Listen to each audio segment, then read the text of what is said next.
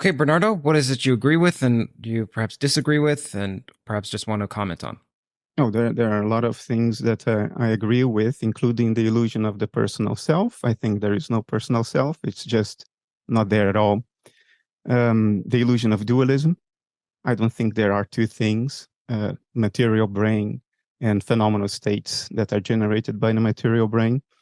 But for the position of illusionism to have use, it has to be specific. And when you get people talking specifically about it, like lately Keith Frankish has been talking about it rather specifically. Danny Dennett has talked specifically about it for quite a while. The claim is that the way illusionism circumvents the hard problem is by saying that phenomenal states or experiential qualities do not exist, that they are illusions. But then the problem is illusionism is then either coherent or it is useless. It is useless if we say phenomenal states aren't what they seem. That's why they are an illusion. This is coherent, but it's useless because it doesn't do anything about the hard problem of consciousness, because the seeming is already a phenomenal state. That there is an illusion is a phenomenal state. An illusion insofar as it is experienced, and if it's not experienced, it's not an illusion. It's already an instance of that which one is trying to get rid of. Now, illusionism would be useful if it said phenomenal states are an illusion in the sense that they don't really exist. They are edited digests of neuronal processes. And that's why our experiences don't look like neurons' firings. And this is Danny Dennett, by the way, because our experience is an edited digest of the neuronal firings. Now, this is incoherent because there is an obvious infinite regress, and it goes as follows. What is that edit digest? Well, it can only be neuronal processes, because for the illusionist, there is nothing but neuronal processes. So the edit digest of neuronal processes are themselves neuronal processes. So why doesn't the edit digest look like neuronal processes? Well, because then you have a meta-edit digest. But that too can only be neuronal processes. So you need a meta-meta-edit digest, and you fall into infinite regress. So my position is illusionism has to be made specific. Otherwise, we can talk about anything. I'm an illusionist. I think the personal self is an illusion. But like Antonio Damasio claims, and I think he is right in that claim, the problem is that he conflates that with the claim that consciousness is not there. Consciousness is not a personal self. It's not a soul. It's phenomenal states. It has a precise definition. So you have to make it specific. And the moment you make it specific, it's either relevant or it's incoherent. Okay. I totally and utterly disagree with you.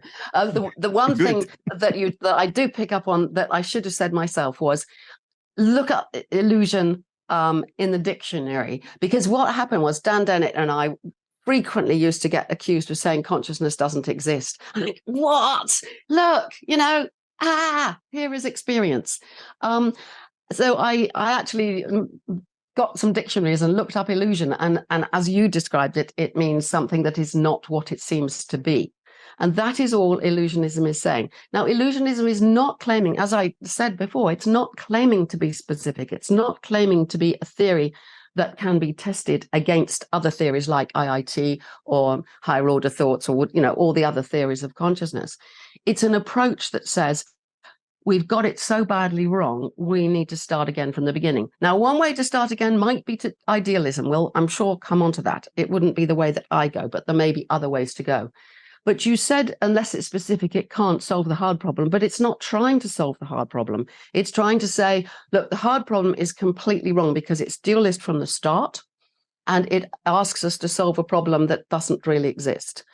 What we need to do is work out just how we are imagining our consciousness to be and see why that happened. Now, you said something like an illusionist says subjective states don't exist. Well, I mean, the thing is, illusionism is not one theory. So there are lots of us doing different things, thinking in different ways. But I wouldn't say that subjective states don't exist. I mean, as long as there is a subject, i.e. a self-construction, a mental model, a representation of a self, and there seems to be a world out there, then that's a subjective state.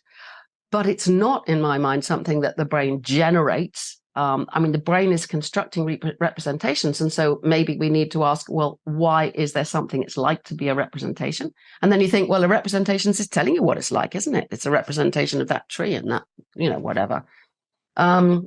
So I think I can understand what you're saying about it needs to be precise, but and it isn't, because it isn't claiming to be.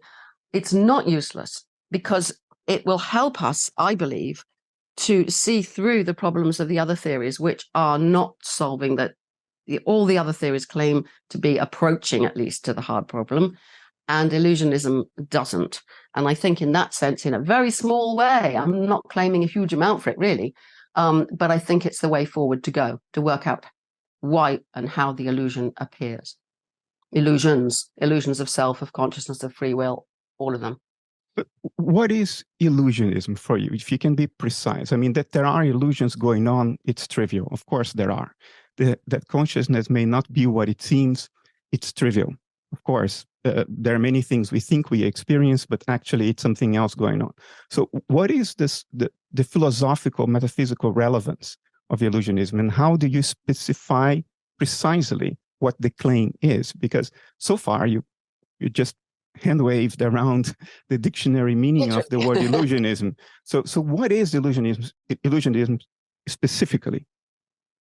Well, for me, it is, I can't say any more than I've really said, because I don't know where it's going. I play around with all sorts of possible solutions. I mean, I've thought a lot about idealism. I've thought a lot about different kinds of panpsychism.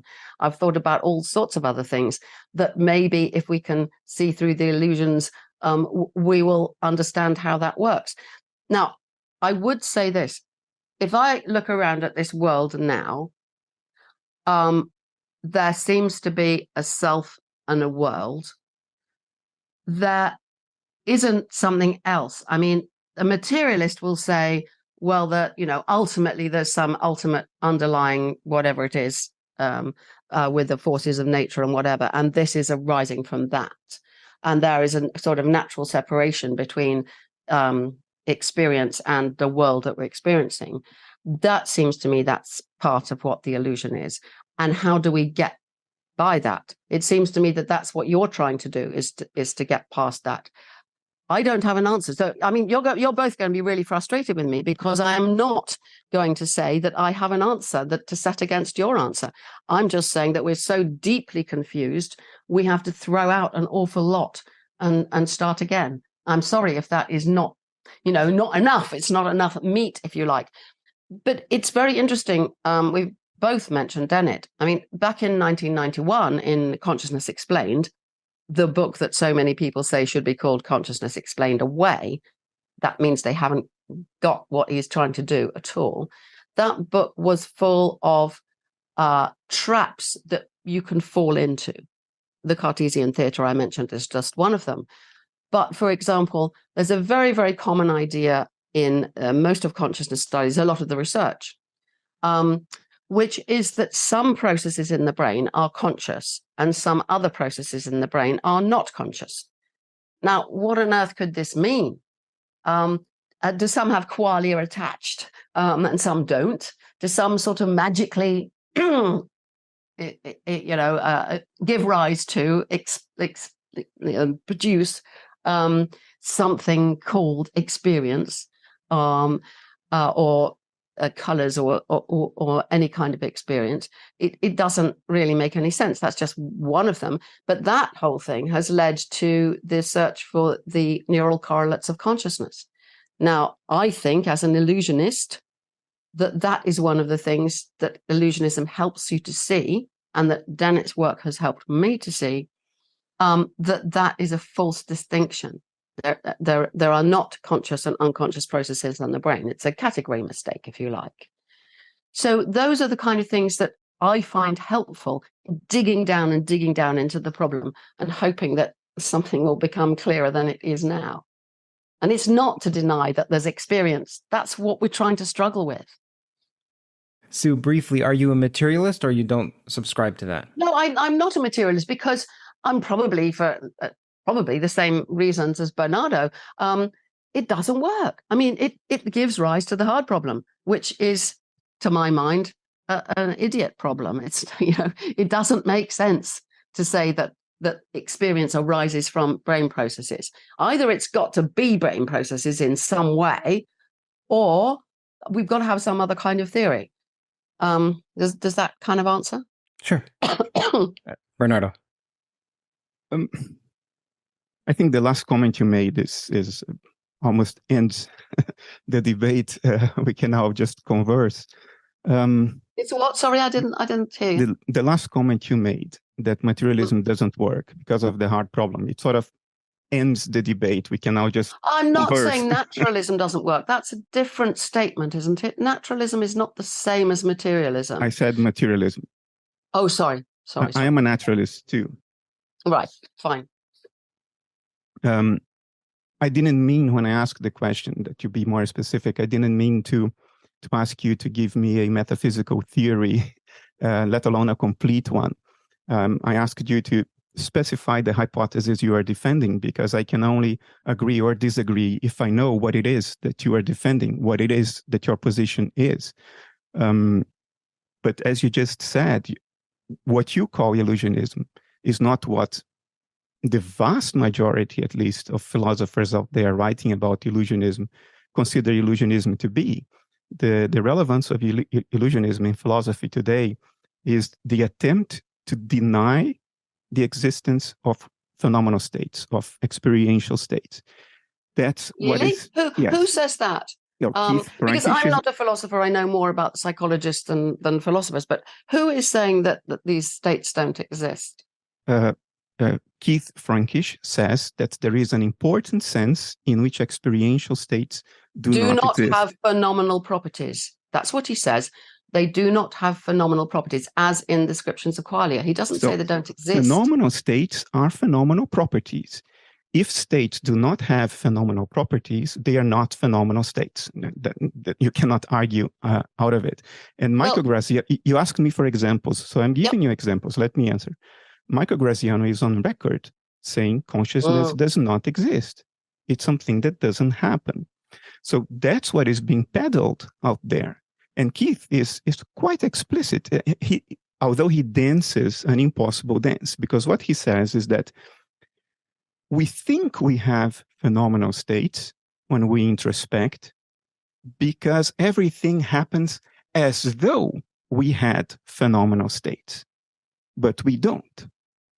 The problem is that phenomenal states are the only instance of something that the seeming of it is already it. The illusion of it is already it.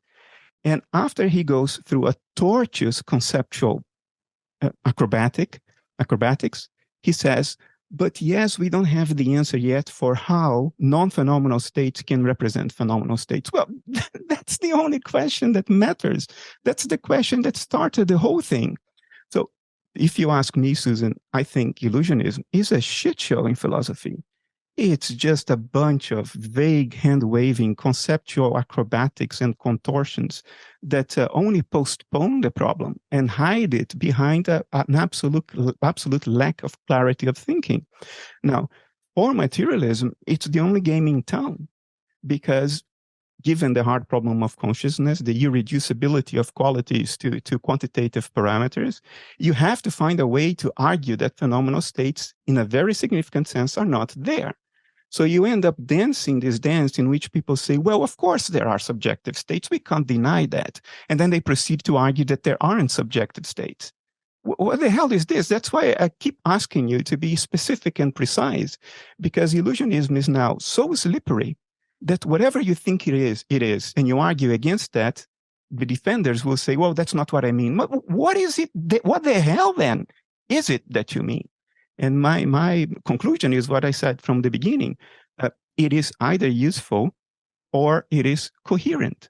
It doesn't go both ways. Now, I understand that what you consider to be illusionism is a much less specific thing. You are just focused on the dictionary meaning of the word illusion, and you're saying, well, there are illusions.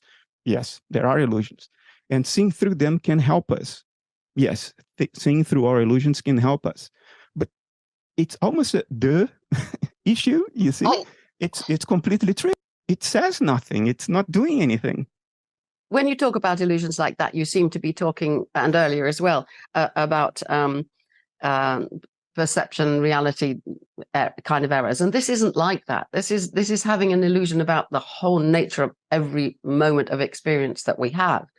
Going back to Frankish, in that book, that special issue of Journal of Consciousness Studies, you may see that in the beginning of my piece, I dissociate from his idea that experiences don't have, that states don't have phenomenal properties, because I can't go along with him on that. And so in a way, I'm weaker in my argument, but, and you can criticize me for that, but I still think it's essential for us to tackle the current theories, all of which fall into these kind of traps. I mean, I talk about one of them, and the whole hunt for the neural correlates of consciousness. Again and again, people are falling into the traps that Dennett laid out. But you mentioned Michael Graziano, and it's very interesting that he refuses to be called an illusionist.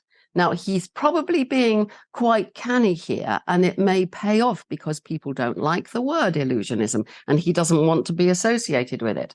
But I think his theory is absolutely a version of illusionism, and I think it's the best theory we've got at the moment, although it doesn't solve all the problems.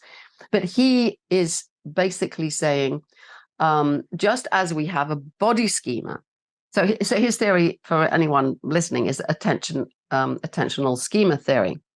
Now, the idea of a schema is quite important. I'm particularly interested in the body schema, which he used to compare with it. So all the time, our body, the whole nervous system is constructing a model or representation of where our body is and what it's doing. This is called the body schema. I'm particularly interested in this because we now know that this is what goes awry in an out-of-body experience. And I've done a lot of work on out-of-body and near-death experiences and so on.